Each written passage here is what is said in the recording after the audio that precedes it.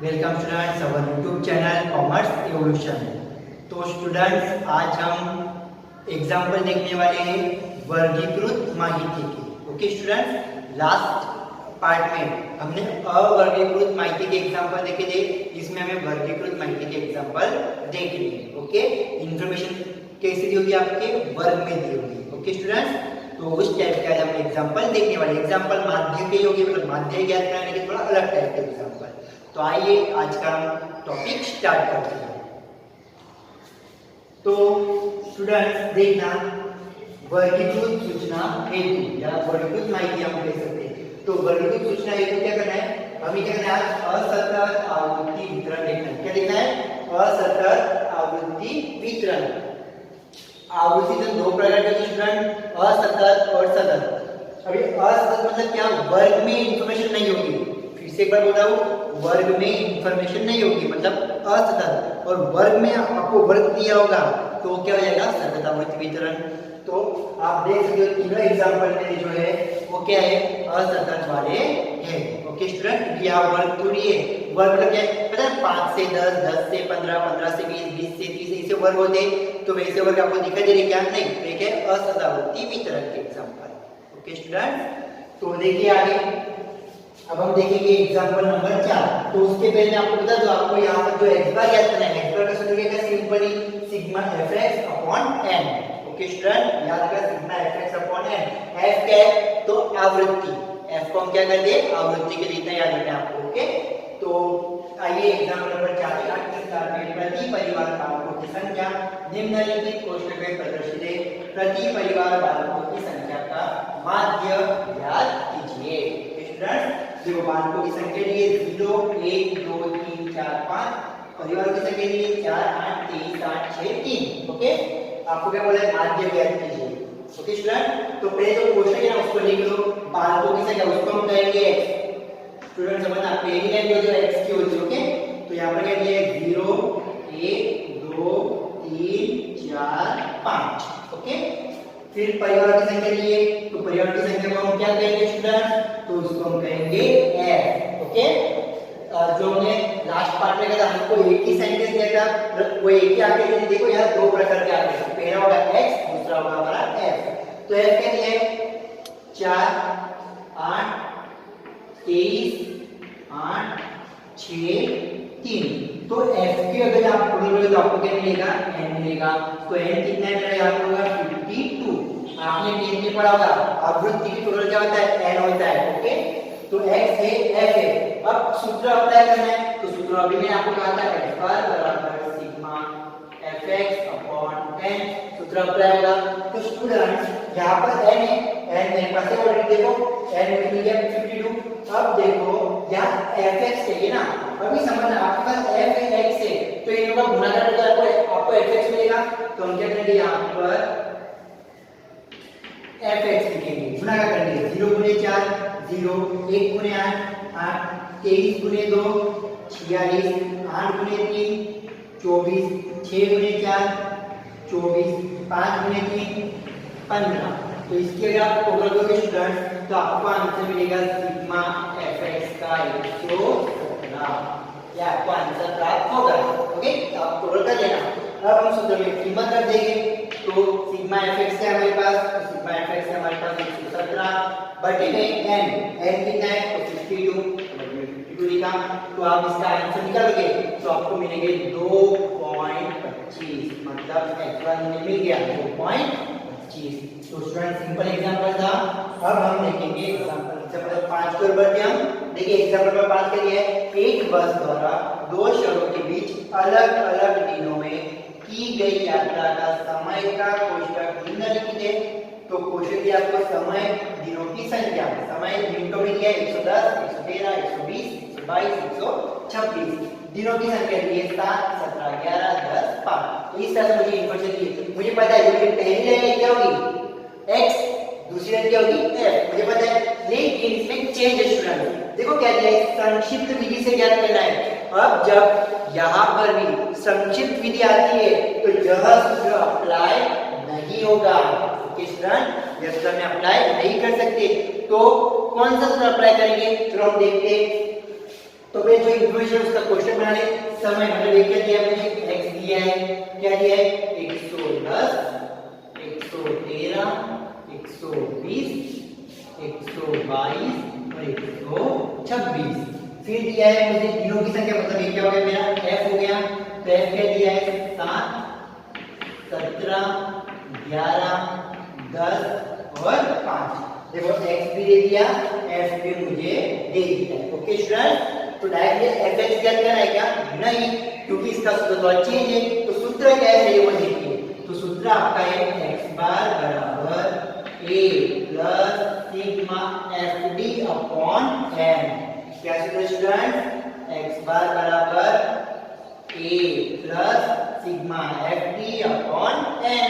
Okay, अब देखो यहाँ fd चाहिए ना, तो आप खाली इतना याद रखना, जब भी संक्षिप्त विधि हो तो d आता ही है, इतना याद रखना है आपको। तो देखो x दिया है, f दिया है, तो मेरी नई कॉलम क्या बनेगी d। तो d का सूत्र क्या है x minus a। Okay student, d का सूत्र क्या है x माइनस a। a बराबर कल भी मान लिया, कोई भी मान लो, तो मैं यहाँ मान रहा हूँ 120। तो a बराबर मैंने क्या मान लिया 120। अभी समझना, 110 में से 120 गए तो माइनस 10, 113 में से 120 गए तो माइनस 7। ओके, ये समझ में आ रहा है। 120 में से 120 गए 0, 122 में से 120 गए तो 2, 126 में से 120 गए तो 6। तो इस तरह से डी मिल गया। अब आप एफ की जोड़ो तो आपको क्या मिलेगा, n मिलेगा।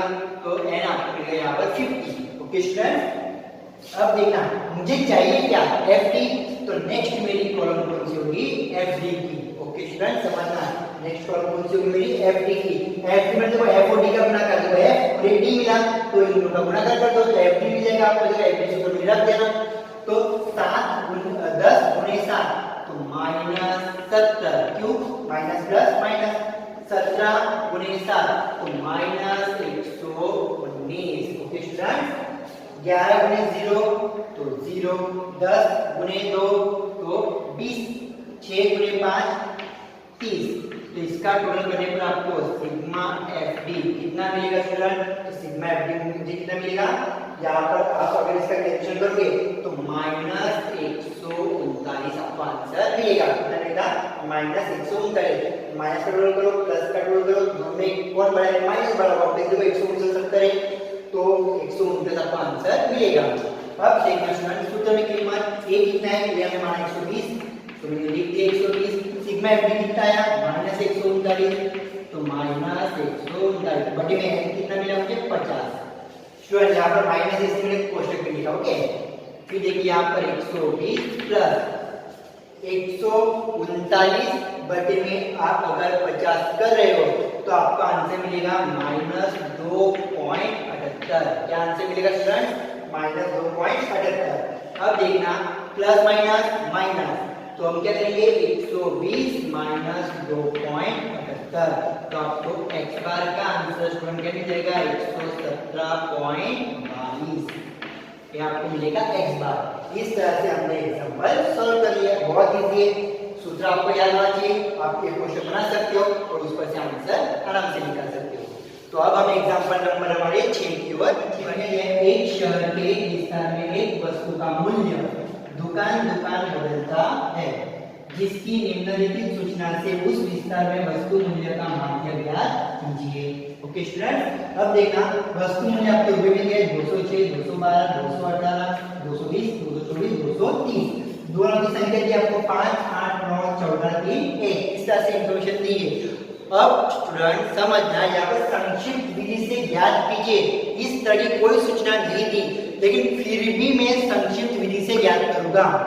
क्यों, जब भी आपको अवलोकन बड़े लगे, देखो अवलोकन क्या है, देखो 200, 212 ऐसा समझ, मतलब बहुत बड़े अवलोकन ना, तब 100% आपको कुछ सोचना नहीं, संक्षिप्त विधि से ही ज्ञात करना है। अब समझना, यहाँ पर जो अवलोकन है 0, 1, 2, 3, 4, 5 तो छोटे अवलोकन है, इसीलिए हम कौन सी fx की विधि से ज्ञात किए। यहाँ पर देखो अवलोकन 110, 113, 120 बड़े, उसने बोल दिया संक्षिप्त विधि से संक्षिप्त विधि की थी, यहाँ पर नहीं बोला है, फिर भी हम कौन सी विधि करेंगे, संक्षिप्त विधि स्टूडेंट। क्यों, क्योंकि अवलोकन क्या है, बड़े। आपको याद रखना पड़ेगा, अवलोकन अगर 50 से बड़े हो ना, 50 या 50 से बड़े हो तो आपको आंख बंद कर क्या कर लेना है, संक्षिप्त विधि से ज्ञात करना है। ओके स्टूडेंट, चलो अब हम क्या करेंगे, संक्षिप्त विधि से एग्जांपल ज्ञात करेंगे। तो यहाँ पर पहले हम x, देखो वस्तु का मूल्य इसको हम क्या करेंगे, x करेंगे, तो x लिख दीजिए 206, 212, 218, 220, फिर 224 और 230, x लिख दिया। अब हमें क्या करना है, f लिखना है। तो f क्या होगा आपका 5, 8, 9, 14, 3, 1। f की हमें टोटल करनी है स्टूडेंट, तो यहाँ पर क्या मिलेगा f, तो आप टोटल करो 3 और 1 4, 4 और 14 18, 18 और 9 27, 27 और 8 35, 35 और 5 40, कितना मिलेगा हमें 40 मिलेगा। तो x मिल गया, f मिल गया। अब हमें क्या करना है, संक्षिप्त विधि का सूत्र अप्लाई करना है, पहले वो मैं लिख देता हूँ। तो सूत्र क्या आएगा, x बार बराबर a plus sigma fd upon n into c। तो स्टूडेंट मैंने देखो यार इनटू c एक्स्ट्रा लिखा है, वो क्यों लिखा है वो आपको वीडियो में समझ में आएगा। ओके, अब देखना x लिखा, f लिखा, फिर मुझे क्या चाहिए, d चाहिए। तो d बराबर सूत्र क्या होता है मेरा, x minus a upon c। अब यहाँ पे आप बोलोगे सर आपने तो सूत्र x माइनस a रख के आपने अपॉन c क्यों लिया, वो भी मैं आपको बताऊंगा। अब देखिए पहले फिर डिसाइड कीजिए a तो x में डिसाइड कर दिया हम, तो a मैंने मान लिया 220, तो a बराबर मैंने यहाँ लिख दिया 220। ओके स्टूडेंट, तो c क्या लेना है वो हम देखेंगे। अब समझना स्टूडेंट में क्या कर रहा हूँ, तो x माइनस a, x है 206 में से 220 गए, तो स्टूडेंट कितने बचेंगे, -14। ओके, -14 बच रहे। तो अगर मैं यहाँ पर माइनस वैल्यू तो 14 से जब बड़ी हो जा रही है, फिर मुझे इन दोनों का गुणाकार भी करना है ना, तो मेरा आंसर बहुत बड़ा हो जाएगा, इसलिए वो आंसर मुझे छोटा करके मिलेगा कि बटे ने c लिया है। ओके, तो c क्या है, वर्ग नंबर। अब समझना बटे में c लिया है ना, तो आपको ऐसी संख्या चॉइस करनी है जिसको भाग जाए। मतलब देखो यहाँ पर कितना आंसर है मेरा -14, अगर उसको 2 से भाग दो तो 14 बटे तो कितने देगा, -7। तो पहला आंसर मुझे क्या मिलेगा, -7। तो मैंने c क्या लिया, 2 लिया। अब मैंने 2 ही क्यों लिया, देखो यार सभी संख्या तो सम संख्या है। ओके, और जो आपने माना वो सम संख्या है, तो अभी सभी सम संख्या है तो आपको उसको 2 से भाग जाता ही जाता है। ओके, ऐसी भी संख्या मान लीजिए सबके डिजिट 0 है, लास्ट डिजिट 0 है, तो आप 5 से भाग दीजिए। हमारा नियम याद करो, हमने 10th में 9th में 8th में पढ़ा था। ओके, तो इस तरह से मैंने संख्या मेरी छोटी हो इसलिए मैंने क्या किया, यहाँ पर c लिया है। ओके स्टूडेंट, अभी देखना आगे 212 है x, 212 में से 220, 212 में से 220 के कितने बचे स्टूडेंट, तो 212 में से 220 के -8 बचे, और बटे में c 2 है तो बटे में 2 कर तो -4, तो -4। देखो संख्या छोटी हो रही है, यहाँ हम क्या लिख दिया 8 लिख दिया -8, लेकिन क्या हो गया -4, बटे में c लिया इसीलिए। अभी देखिए यहाँ पर 218 में से 220 गए, -2, 2 बटे में 2 1, तो यहाँ क्या हो जाएगा -1 हो जाएगा। फिर 220 में से 220 गए 0, 0 बटे में 2 0 जाता है। 224 में से 220 गए 4, 4 बटे में 2 आएगा, प्लस आएगा, अभी 4 प्लस में आएगा ना। 230 में से 220 गए, तो 230 में से 220 जा रहे हैं तो 10 बच रहे, 10 बटे में आप 2 करो तो आपको मिलेंगे 5। ओके स्टूडेंट, समझ में आ रहा है। अब मेरा नेक्स्ट कॉलम क्या होगा, FD होगा। ओके स्टूडेंट, F और D का मतलब तो FD आएगा ना, तो F और D में क्या 7 में 5 35, लेकिन कैसे आएंगे -35, क्यों स्टूडेंट, प्लस माइनस माइनस। 8 गुणे 4 32, लेकिन कैसे -32, फिर 9 गुणे 9, लेकिन कैसे -9, प्लस माइनस माइनस। 14 गुणे 0 0, 3 गुणे 2 6, 5 गुणे 5। तो आप अगर एफडी का आंसर निकालेंगे स्टूडेंट, तो सिग्मा एफडी का आंसर निकलेगा -65। आप कैलकुलेशन करना, आपको -65 आंसर मिल जाएगा। अब सूत्र में अप्लाई कर दो, तो a कितना मेरे पास 220, तो बेटा 220 रख दीजिए, प्लस सिग्मा एफडी कितना आया -65, तो मैं -65 रख दिए, अपॉन n कितना है तो 40 लीजिए। c कितना था 2 लिया ना हमने, तो आपको समझ में आएगा तो मैंने c क्यों लिया यहाँ पर, जो यहाँ पर c लिया इसलिए यहाँ पर, और c कितना लिया था 2, यहाँ पर मैंने 2। ओके स्टूडेंट, आगे लिखिए 220 प्लस देखो 65 गुणे 2 तो 130, तो क्या हो जाएगा यहाँ पर -130 130 और बटे में 40 220 स्टूडेंट 130 बटे में 40 तो इसका आप कैलकुलेशन करोगे 130 यहाँ पर क्या है 130 और यहाँ पर क्या दिया है 40 अगर आप यहाँ पर 130 बटे में 40 करें तो आपको आंसर क्या मिलेगा 3.25 देखिए जो स्टूडेंट यहाँ पर प्लस है माइनस प्लस माइनस माइनस तो 3.25 आपको आंसर मिलेगा तो 220 में से 3.25 गए तो 216.75 आपको फाइनल आंसर मिलेगा तो आपका एग्जाम मिल गया तो यह हमारी संक्षिप्त विधि थी देखो तीनों एग्जांपल डिफरेंट है इसमें fx का सूत्र लगाया आ गया क्योंकि संख्या छोटी थी इसलिए fx का इससे बहुत संक्षिप्त विधि मैंने संक्षिप्त विधि लिखा है देखो यहाँ पर स्टूडेंट मैंने बटे में c क्यों नहीं लिया क्योंकि देखो यहाँ सम संख्या है क्या सम नहीं देखो यहाँ पर सब सम लिखने को 113 विषय में तो भाग सबको भाग जाना चाहिए स्टूडेंट समझना अगर मैं यहाँ सी बोल तो सबको भाग गया ना अगर कोई एक संख्या को भी भाग नहीं जा रहा है तो आप बटे में सी नहीं लोगे इसलिए मैंने यहाँ पर सी नहीं लिया और यहाँ पर सभी संख्या को भाग जा रहा था मेरा इसलिए मैंने यहाँ सी लिया तो मेरा आंसर आसान हो गया तो लेकिन इसमें कुछ भी आपको डाउट हो तो कमेंट बॉक्स में बोलिएगा हम सॉल्यूशन लाएंगे फिर से मैं आपको समझाऊंगा लेकिन आपको कमेंट करनी है और वीडियो को शेयर करना है ओके स्टूडेंट्स चलो आज के लिए इतना है बाकी हम नेक्स्ट पार्ट में देखेंगे।